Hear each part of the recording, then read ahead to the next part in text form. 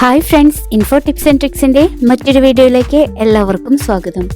ഞാനിന്ന് രുചികരമായി വളരെ പെട്ടെന്ന് ഉണ്ടാക്കാവുന്ന ഒരു ചമ്മന്തിയായിട്ടാണ് വന്നിട്ടുള്ളത്. അപ്പോൾ നമുക്കതൊന്ന് നോക്കാം.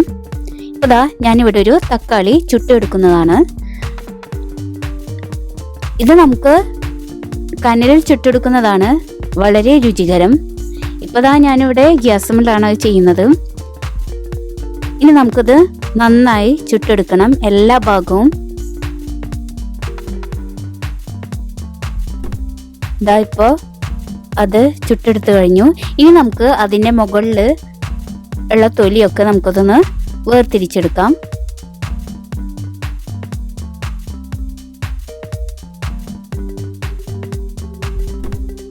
ഇപ്പോൾ അതൊക്കെ ഞാൻ വേർതിരിച്ചെടുത്തിട്ടുണ്ട്.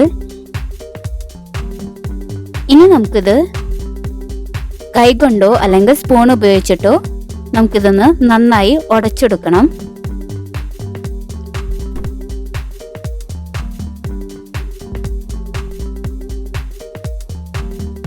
ഞാൻ കൈവച്ചിട്ട് നന്നായി ഉടച്ചെടുത്തിട്ടുണ്ട്.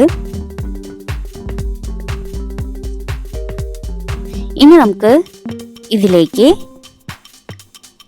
1 ടീസ്പൂൺ മുളക് പൊടി ആഡ് ചെയ്ത് കൊടുക്കാം. ഇനി നമുക്ക് നന്നായി ഒന്ന് മിക്സ് ചെയ്തെടുക്കണം. ഇനി അതിലേക്ക് നമുക്ക് ഉപ്പ് ചേർത്ത് കൊടുക്കണം.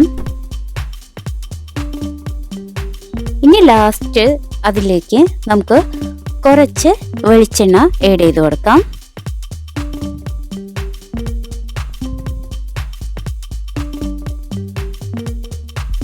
നമുക്കിതെല്ലാം കൂടിയിട്ട് നന്നായി മിക്സ് ചെയ്തെടുക്കാം. അപ്പോൾ ഇത്രയുള്ള നമ്മുടെ ചമ്മന്തി ഉണ്ടാക്കുന്നതിനുള്ള പ്രൊസീജിയർ. അപ്പോൾ എല്ലാവരും ഒന്ന് ട്രൈ ചെയ്ത് നോക്കണം, എന്തായാലും ഇഷ്ടപ്പെടും.